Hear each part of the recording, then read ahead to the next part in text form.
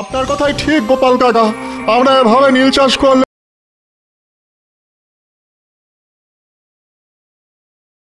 একদিন খেতে না পেয়ে মরবো। যাক সুবল, তুমি যে বুঝতে পেরেছো এটাই সব থেকে বড় কথা। আমাদের ধান আর আনাজ শস্য চাষ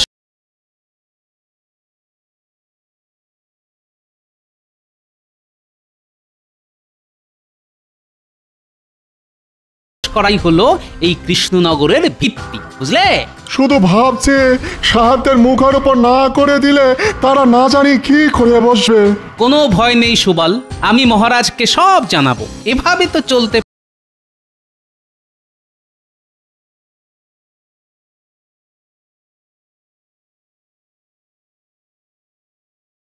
পারে না। ওই নীল চাষ করার জন্য লাভবান হবে ইংরেজরা, আর এদিকে আমরা না খেতে পেয়ে মরবো।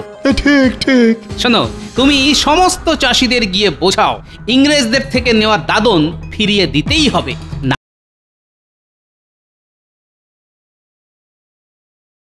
হলে কিন্তু সমূহ বিপদ, এই বলে রাখলাম। তুমি শুধু একা কেন, আমিও সবার ঘরে গিয়ে বোঝাবো যাতে কোনো চাষি নীল চাষ না করে। হয়তো হাবুল যাচ্ছে।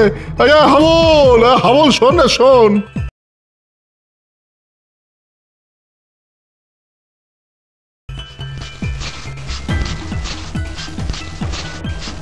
কি ব্যাপার সুবল ভাই, সাত সকালে এখানে দাঁড়িয়ে?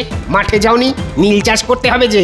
আচ্ছা, নীল চাষ করলে খাবার শস্য ফলবে কি করে হাবুল? আমাকে একটু বুঝিয়ে দাও তো।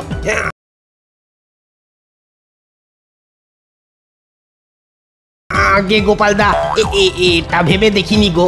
শোনো হাবুল, তোমরা যদি এটা না ভাবো তাহলে এটা কে ভাববে বলো দেখি? যদিও আমি ভেবেছি, এটা বুঝতে পারছি আমাদের সামনে সমূহ সর্বনাশ।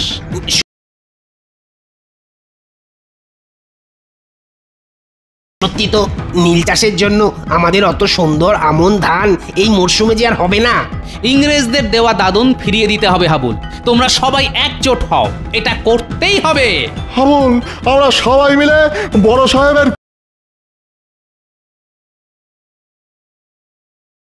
খুঁটিতে যাই, চলো। সেখানে গিয়ে বলি যে আমরা আজ থেকে নীল চাষ করতে পারবো না, দাদন আমরা ফিরিয়ে দিচ্ছি। আচ্ছা, সাহেব যদি জিজ্ঞাসা করে কেন, তখন কি বলবে? আমরা বলবো এতে আমাদের ক্ষতি, কৃষ্ণনগরের ক্ষতি, আর এই ক্ষতি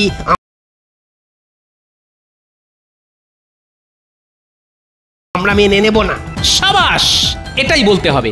তোমরা সবাই মিলে যাও, সাহেব কি বললো এটা আমি তোমাদের থেকে জেনে নিচ্ছি।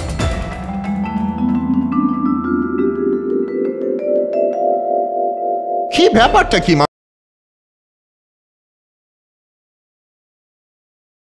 মন্ত্রী?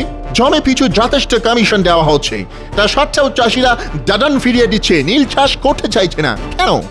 আমি মানে মানে ঠিক বুঝতে পারছি না, মানে এরকম কেন হলো?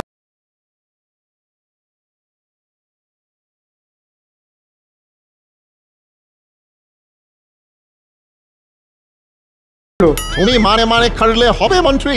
মন্ত্রী হয়েছো কেন? আসলে আমি তো আপনাদের হয়ে প্রকাশ্যে কিছু করতে পারছি না, তাহলে সব জানাজানি হয়ে যাবে। ওদিকে গোপাল চাষিদের বাড়ি বাড়ি গিয়ে তাদের এক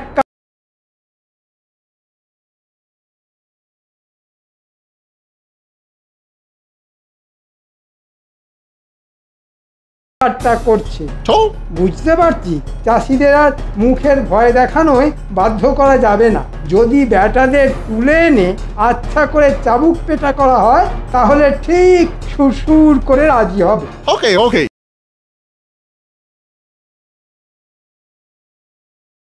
তাহলে তাই হোক। হ্যাঁ, তাই করুন, এছাড়া উপায় দেখছি না। ব্যাটা গোপালটা নেতা হয়েছে, আমায় জ্বালিয়ে খাচ্ছে সব জায়গায়।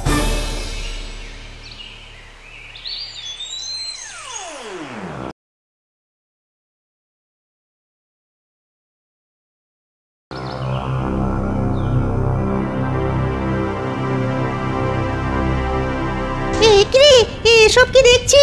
এসব কি দেখছি রে? আমাদেরও কি এরকম ধরে নিয়ে যাবে? কিছুই বলা যায় না রে কুটি।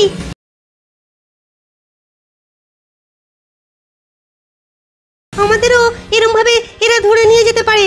আমার মনে হয় দাদুকে সব জানানো উচিত। ঠিক বলেছিস পুঁটি, একমাত্র গোপাল দাদুই পারবে কিছু একটা করতে।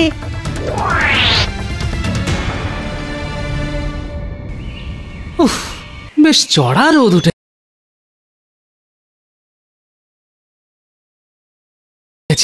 বেরোবার সময় ছাতাটা নিতেই ভুলে গেলাম, গিন্নি একবার মনে করিয়ে দিল না। ও গোপাল দাদু, আরে দাঁড়াও দাঁড়াও।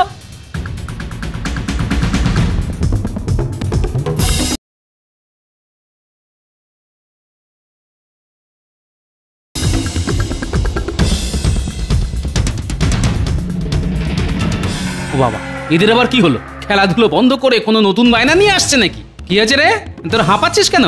এখন যা যা, আমার কাছে মোয়া নাড়ু কিছু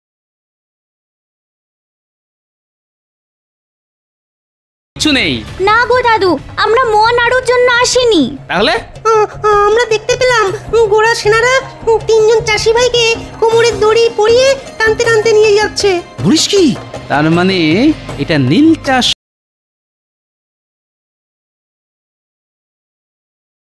না করার ফল। ঠিক আছে, তোরা খুব ভালো করলি আমাকে খবরটা দিয়ে। এখন তোরা ঘরে যা।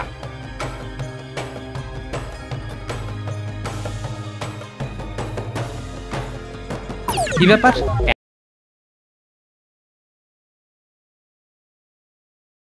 এত তাবু পড়েছে, তার মানে কি সাহেবরা গোপনে সেনা সমাবেশ করে জুলুম করতে চাইছে? অবশ্য ইতিমধ্যেই জুলুম শুরু হয়ে গেছে। না, নিরীহ কৃষকদের ওপর এই অন্যায় মেনে নেওয়া যায় না। তাড়াতাড়ি রাজসভায় গিয়ে মহারাজকে জানাতে হবে।